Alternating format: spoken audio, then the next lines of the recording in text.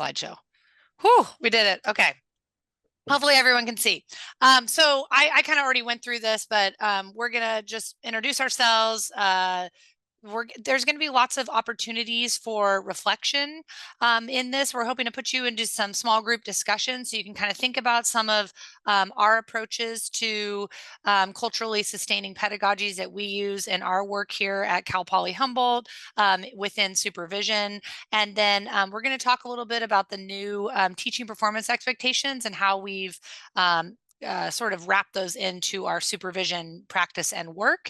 And then hopefully we'll have an opportunity to get some of your ideas that you shared in your group and sort of have a wrap up discussion.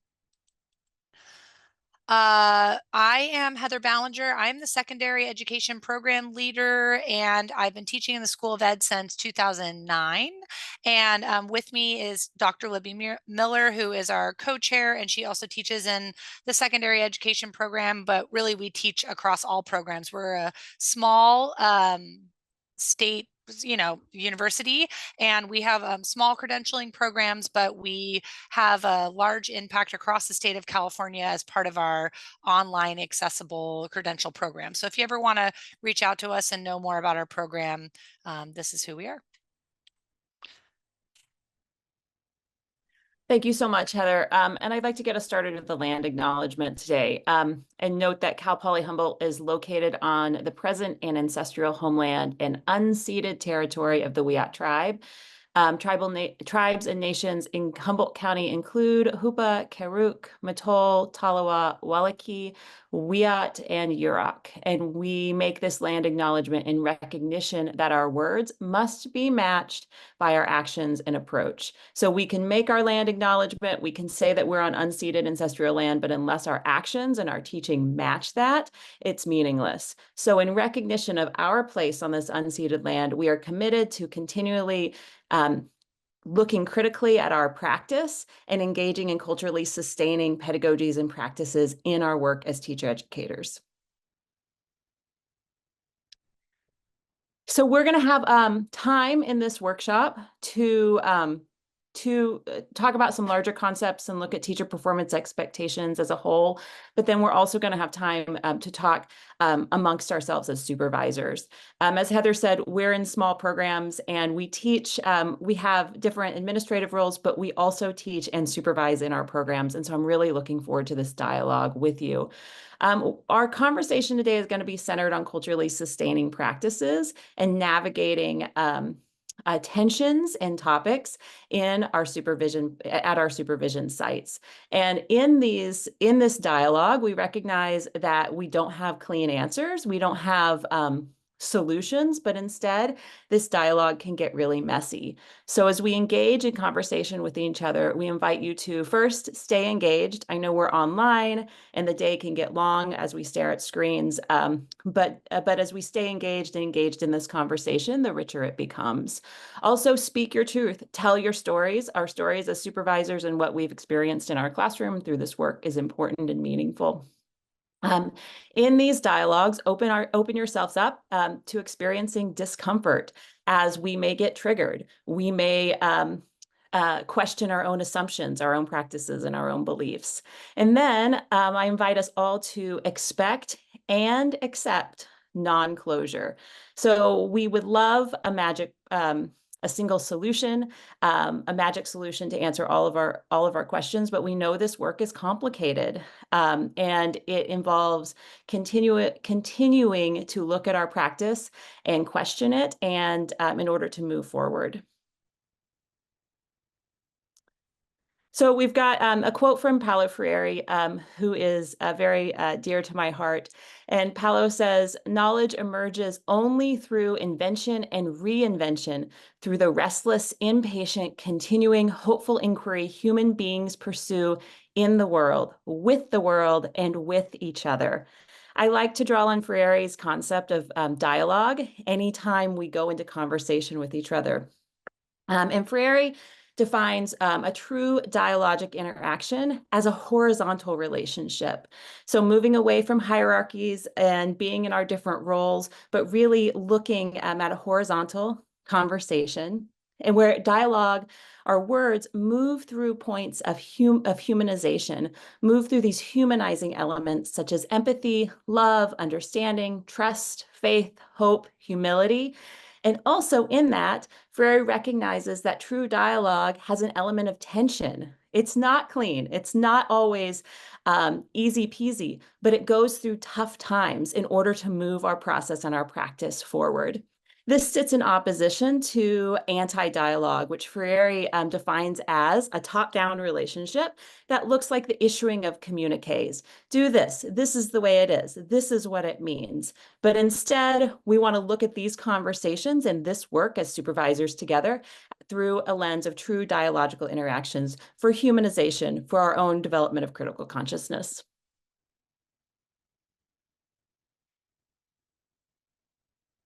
All right. Thank you, Libby. I think that was a really good connection to Dr. Phillips' ideas of really listening and giving the opportunity to sort of narrate and re-narrate and re-envision. So those are some of the things that I wrote down that I think connect really well to what we're talking about here, what we're asking.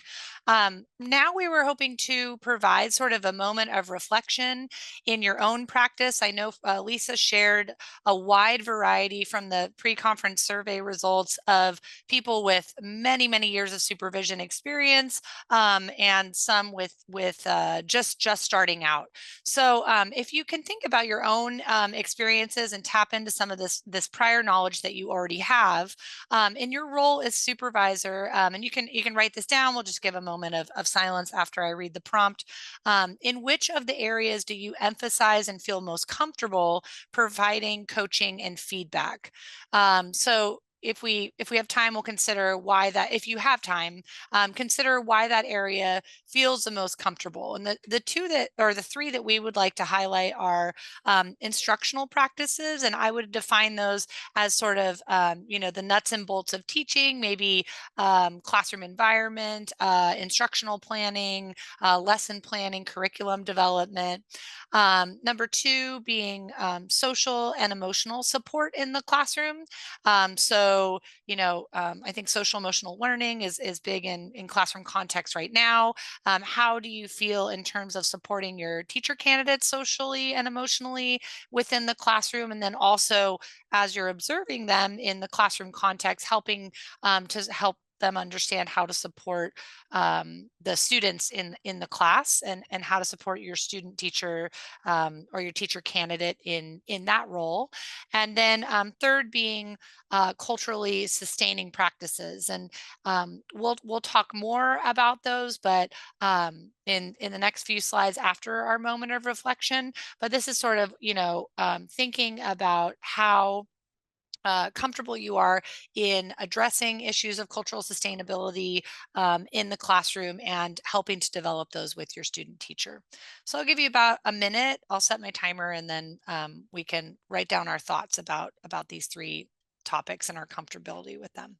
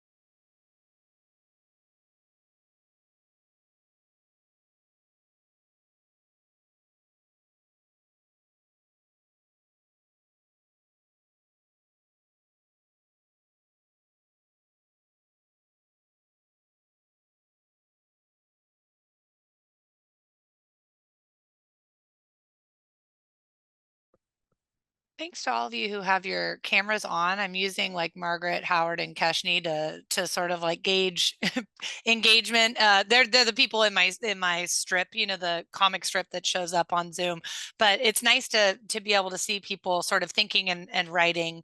Um, if you feel comfortable, just to give us sort of an idea as the facilitators in the chat, if you would rank the order, say like, you feel most comfortable with, say 1. So you could, if I'm most comfortable with 1, 3, and 2, I would put 1, 3, 2. But if you just want to put the one that you feel most comfortable in the chat by number, feel free to do that now, just to give us an idea. Oh, thank you, Susie.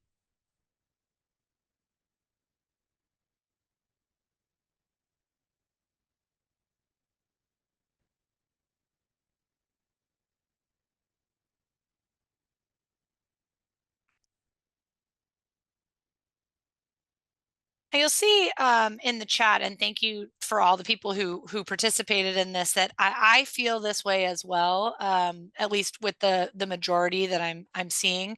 I also feel as a supervisor, when I go into a supervision context, I'm always most comfortable in 1. So I can go in, I can kind of see what's happening, I can talk about curriculum, I can talk about lesson planning, I can give pretty good ideas. And the other 2 are really areas of growth. And I think the conversation around those 2 areas changes constantly. So I think a lot of the time when we're feeling uncomfortable about maybe either 2 or 3, it's because we don't want to get anything wrong. We don't want to offend anyone. We don't want to say the wrong thing or give the wrong guidance, right? So I think that sort of that emphasis that Dr. Phillip put in terms of really listening and closely attending to our interactions with our student teachers or our teacher candidates is really important.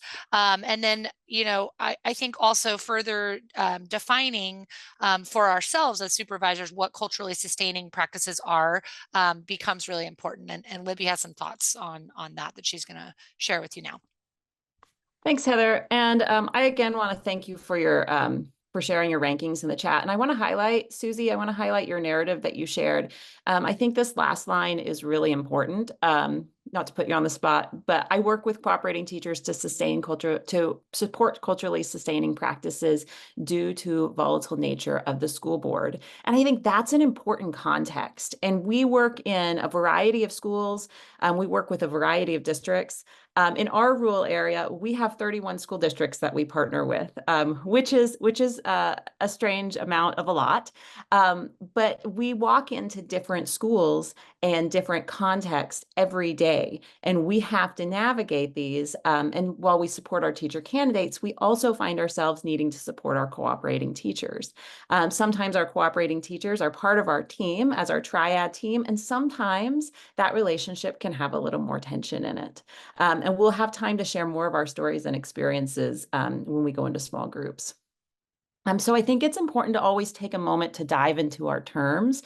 We throw around terms like culturally responsive practice, pedagogies, culturally sustaining practices and pedagogies, and teaching all the time. And we've used some of these terms for a number of years, and I find it helpful to pause and relook at these definitions to ground myself and give myself an opportunity to continue to not only expand my knowledge, but also revisit my own practice and my own understanding. As my context changes and I navigate different complexities in the world around me, it's helpful for me to take a moment and reflect on these terms.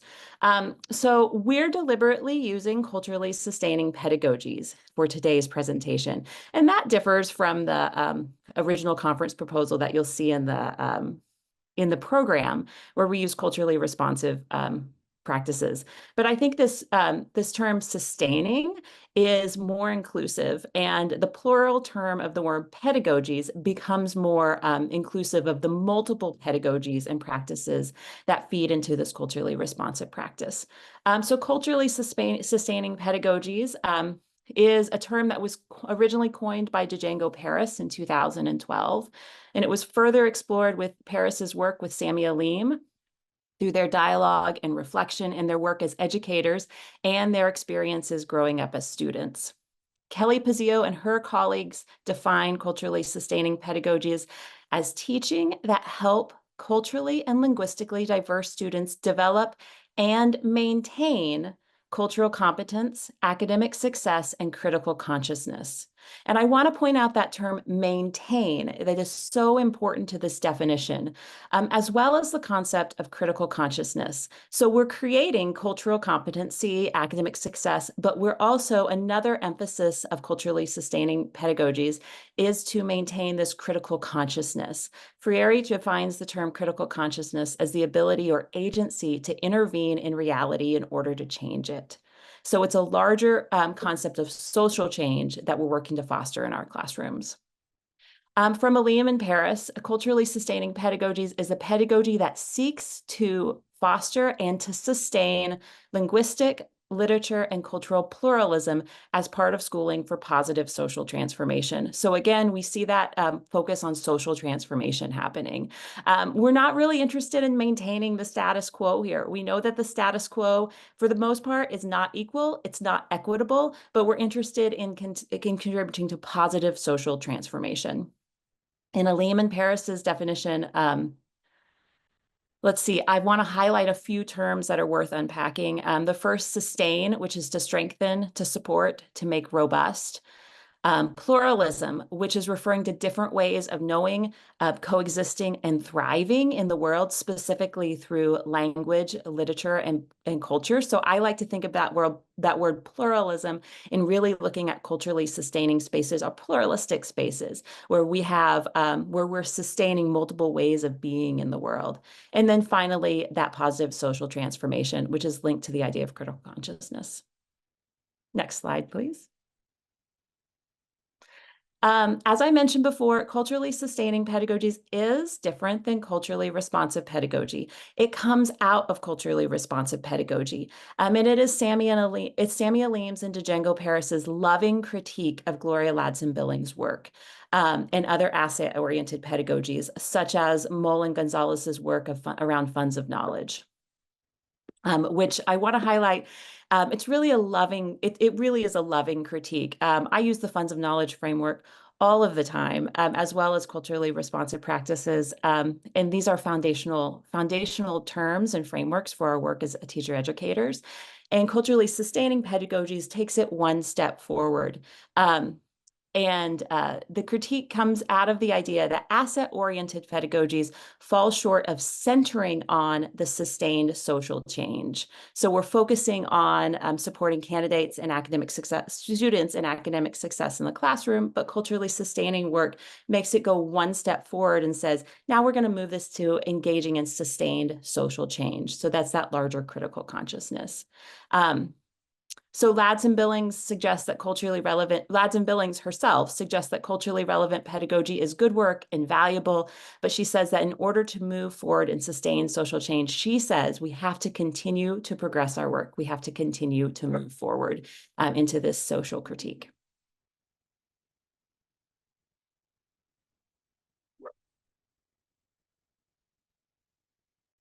All right, so hopefully that helped ground us in our definition, or how scholars define the culturally sustaining practices. What we've done in our work, we're part of a grant through the CSU system initially to critically look at our supervision practices, and that's how we designed our sort of our action research surrounding that.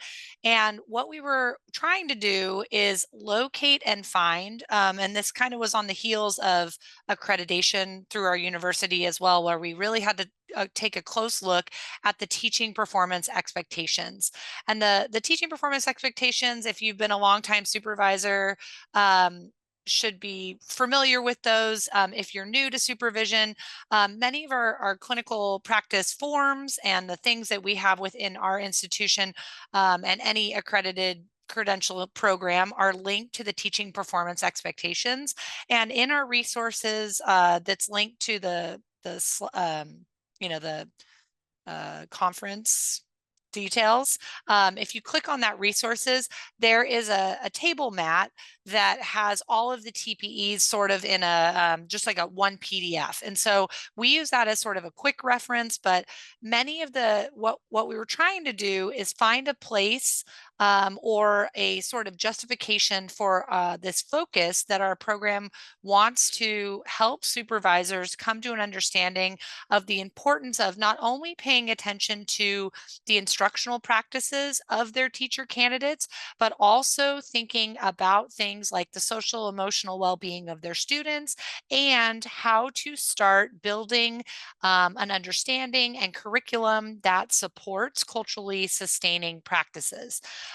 We initially identified two in our review of those, although I do believe that there are more, but we didn't want to overwhelm our supervisors with the multitude of TPEs that we have. So we focused on initially when we were starting our focus on culturally sustaining practices in supervision, we highlighted TPE 2.2, which is creating productive student learning environments and encouraging positive interactions among students, which also, if your university does Cal TPA, works well with the sort of the cycle one tasks that they're asked to do. And then also TPE4, which really highlights the importance of understanding who your students are in related to their academic successes and their status, in addition to aligning the content and standards with their learning needs related to assessment data, language proficiency, and cultural background. So really we were looking for the terms in the TPEs that highlight this sort of culturally sustaining and responsive ideas. So that although Libby pointed out the difference in those, we're really trying to foster this idea of really understanding who your students are and coming with that frame in developing, getting to know your students and also learning about their learning needs. So those were our initial two. We also highlighted in the planning and sort of designing and implementing of instruction to maximize learning. We used this, we highlighted in TPE 4.4, the use of developmentally, linguistically, and culturally appropriate learning activities. So I feel like many of the things also in that, to talk about the keynote one more time, Dr. Phillip highlighted, you know, the student teacher who went in wanting to talk about police brutality and designing their curriculum around that. And fell a little bit short in terms of not understanding who their students were in response to being understanding the context that they were teaching that passion topic to. And so the importance of creating that sort of foundation of trust and understanding of who your students are before bringing what I would consider, you know, high interest and also hot topics that are potentially triggering or controversial, but also equally important. And this idea that you can introduce complicated topics, but you need to support your students in that learning process. And then to sort of, we've most recently updated a highlight of our TPEs, which are the TPE 7, which is really focused on incorporating literacy across the subject areas. So TPE 7 will likely be a conversation in all of your credentialing programs as we align these new TPEs to our curriculum within teaching credentialing and also into our supervision practice. The one that we found that most closely supports culturally sustaining practices is TPE 7.3, which is making sure that we incorporate assess-based pedagogies, inclusive approaches that are culturally and linguistically affirming and sustaining in literacy instruction. So we have an opportunity as supervisors to highlight these TPEs in a way that can be really supportive of what's current in accreditation and current at the state level as a requirement for our programs, but also this idea of promoting literacy development through culturally and linguistically affirming spaces. So those are the TPEs that we were hoping to discuss. So again, I think someone shared, thank you, Becca in the chat has shared our resource folder. So it might be helpful to open up the resource folder and access the TPE placemat that I was describing, which is a PDF with the TPEs highlighted here. We've just added, or we're hoping to focus our conversation today in your breakout rooms on TPEs 4.4 and 7.3. After my recommendation or our recommendation would be when you get into these breakout rooms, just sort of discuss the culturally sustaining pedagogy definitions that we've provided for you, or the conversation, anything that's been brought up by this approach. Really, our approach in supervision is to help ground our supervisors and our conversations about culturally sustaining practices during their observation in the TPEs. So the teacher performing expectations. So highlighting the ones that we feel support candidates in their understanding of culturally sustaining pedagogies, and in what ways do you see that you might be able to guide your teacher candidate to view the TPEs through a culturally sustaining lens, and maybe bring up any challenges that you've had for providing support for candidates for sustaining a culturally sustaining lens, or any successes you've had. In our experience, we had a little bit of resistance from some of our supervisors about seeing culturally sustaining pedagogies as part of their role. Like I said, some of our supervisors sort of saw their role as just instructional practices. So to go into the classroom, observe our teacher candidates, and give them feedback on the way their lesson plan progressed, or even how their curriculum planning and design looked as an outsider looking in.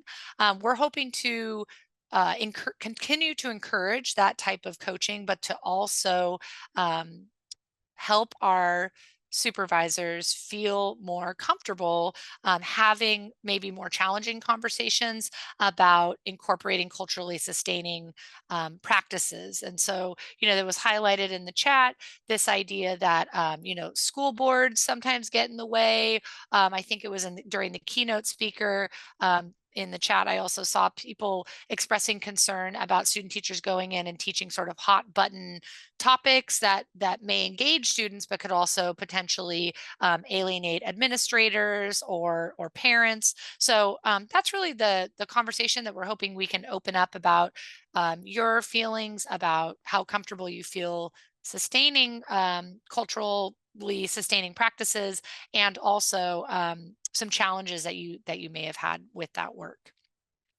All right, I'm going to I think, Libby, I'm wondering if we could drop those questions into the chat so that the groups have them, and then I can put together the breakout rooms. I've got breakout rooms ready for you. Oh, great. Okay. And I will also put the questions in the chat for you. Thank you so much. All right. How long are we doing these breakout rooms? Let's look at the time. I think we were thinking about 10 minutes. Yeah, and in that, 10 minutes goes pretty fast. You're going to have 4 participants in each room, and I know you have rich stories to share. So be cognizant of your time, and I suggest starting with about 2 minutes to share out, and be comfortable taking a pause to provide time for everyone in your room. All right. Enjoy your breakout rooms, and we'll see you in 10 minutes.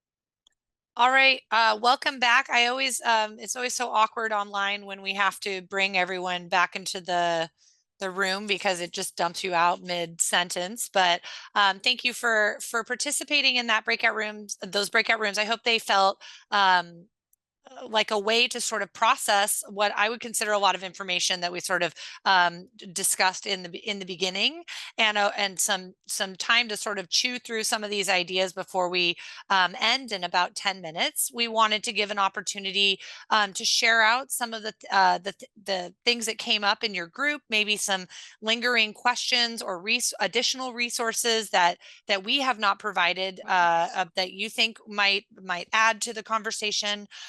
Thinking it's probably the easiest in this context if you want to raise your hand to share, and then I will just kind of call I will call on people in that way. So if you have something to share, feel free to raise your hand, and we can do it that way. I'm hoping to change the screen so I'm seeing less of Becca and more of everyone else. How do we do that? Do you know how to do that, Becca? Yeah, in the top right corner, you should have an option that says view. Yes, top right corner. They sort of changed a little bit. Oh, here it is. I got it. Doing gallery view. Okay, Yeah. I'm in. And then you can always slide it over to see more people. Okay, great.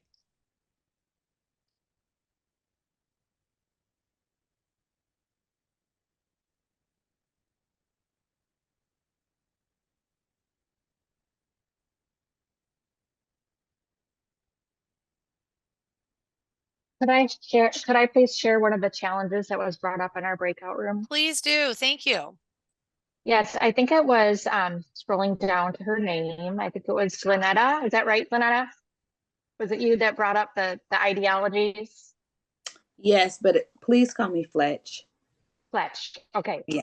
So Fletch had brought up the challenge of working with mentor teachers and ideologies that may be, an obvious challenge to sustaining this cultural pedagogy, and what to do, where to go from that. Yeah, we do face a lot of challenges with that within our own program. And I would say that, it's definitely a balance, right? Because most credentialing programs do not compensate or compensate their cooperating teachers or their mentor teachers fairly minimally.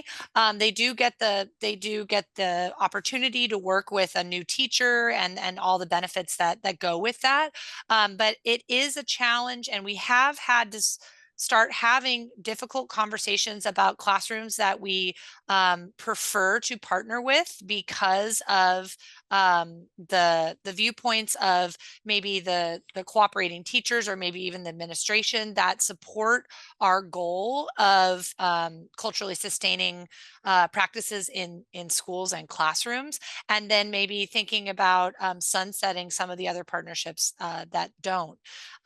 Libby, I don't know if you have any additional ideas related to challenging conversations with mentors. Yeah, I think it's a really prevalent question, and it's an important topic, and we talk about it in our department quite a bit. And as Heather said, we have sunset some longtime cooperating teachers, but then we also find ourselves in places where we need cooperating teachers, and so sometimes we find ourselves, and I think this probably resonates with some of you, saying, "Well, we don't have another placement. This is what we're doing. Is this okay?" And that's where it gets really sticky. Our candidates are often coming to us, or not, but when it comes up, our candidates are pretty forthcoming and saying, "I saw this in my classroom and I'm concerned about it." And then we kind of go into triage and figure out what's happening, how can we support, where can we use the supervisor to have these conversations. But sometimes you have these ideological differences that are really hard to navigate. I think one thing for me as a supervisor is being able to root it in the teacher performance expectations is helpful. I really like TPE 7.3 because it explicitly names culturally sustaining text and explicitly talks about asset-oriented pedagogies. And that allows me to say, this is what we are required to do, and this is what we answer to the state of California as that we are doing in our programs. And so I understand this is a little different than your practice, but this is what we're doing in teacher education. It doesn't get rid of that tension, but it gives me a tool, something I can kind of hang my hat on and say, yeah, I understand. I understand that you have that difference, but we have to see this is what we're required to do. It's not as easy. It doesn't always get to where we want to be. I think it's where we get into those places where we still have unanswered questions. And as a supervisor, I don't know if you've ever left a classroom going, oh, ooh, I need to debrief that with my teacher candidate. And I need to give them tools to know going forward that that's not the way to do this, even though that's what they're seeing in their classroom. And I think the more we have dialogue and the more our supervisors that we are prepared to engage in those challenging dialogues with our team back at the university, and that includes our faculty and staff who are doing placements, as well as our teacher candidate, the better. I love the things that are happening in the chat as well. I think those are great. Those are great things. This idea that Johnny had about bringing mentors into the conversations, and we have had success doing that. And part of the reason why we ground these discussions in the TPEs is because in our experiences in supervision, like Libby was framing it, if you say this is, you know, this is a requirement from the state, and we have to make sure that we are observing this in the classroom and that we're having conversations with not only the teacher candidate, but that the school sites are supporting these. We've gotten farther along in that conversation, and so it's been very, very helpful for us in that way. We're also very interested in ways, if you in your current context, I know that Colleen mentioned they're having a 2-day institute for mentors and supervisors to come together. We're thinking about more ways to incorporate mentor teachers into the supervision conversation, and we would love if you wanted to reach out to us and share some of the things that you do at your school site. We would love to hear more about that.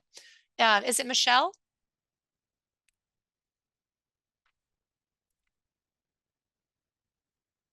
Yes, I'm sorry. I have my Okay. grandchildren. I have my grandchildren with me. I shared in our breakout room that sometimes we don't spend enough time on the demographics of the school sites and the districts in which we're doing the placements. I spend a lot of time. I'm the placement director for Cal Lutheran for the Graduate School of Education. So that's my job. The 34 supervisors and all the placements. I was like, and I teach. It's like a crazy small little place, but one man does it all. But it's really kind of great. And I was always telling them from the perspective of also being a African-American woman and also background in dual language and bilingual education. It's really like, they're like, oh my God. So a couple things at the orientation, I just kind of let our potential mentor teachers, cooperating teachers know about the expectations and the student teachers that candidates need to be in a very diverse, open-minded, growing place. And I just really blunt with it. Some of them don't like it or they go away. Okay, I hate to say it like that, but they need to go away because their shelf life has expired. Okay, they're okay. Number two, if you bring out the demographics of their school and their school districts, and we work with 15, we have 21 school districts in Ventura County. I work with 15. You bring it out and how they're changing and who they are and on and on and on. That kind of lets open some of their minds up. And then there's folks, guys, that we're never going to change their minds. They just need to go away. I'm sorry, that's the reality of it. And we need to get new folks. Okay, and it's hard. Okay, it's really hard, but we need to get the right folks in front of our teacher candidates so we can help these kids move forward with the good identity and a good self-identity of who they are, and they deserve this education, and it's non-negotiable. For me, it's non-negotiable. Okay. Thank you. I think that's a great those are some great points, and we really have to balance all those considerations. And I love this idea of talking. We met with a new principal yesterday, and just to get to see what's his vision for the school and what's his approach can be, because we've struggled with that school site. So how can we continue to work with this school site while understanding that they're in transition, because we do appreciate the demographics and the student needs that are there, but we also want to make sure that we're not putting our teacher candidates into situations that they're not going to be fully supported in. So it's really important that the school site and the mentors the importance of that cannot be overstated, and including them in the conversation as well. All right. I'm seeing that we have 1 minute left. So I'm thinking I'm just going to say that it was a pleasure working with you and having these conversations. I'm going to wrap it up and say the The resources are in that resource folder. We have some equity-oriented conversation starters. We have a diversity, equity, inclusion book list that we use that you might, just to do some reading. And then the TPE placemat, if you want to start considering how to use TPEs in your in your supervision practice. So thank you all.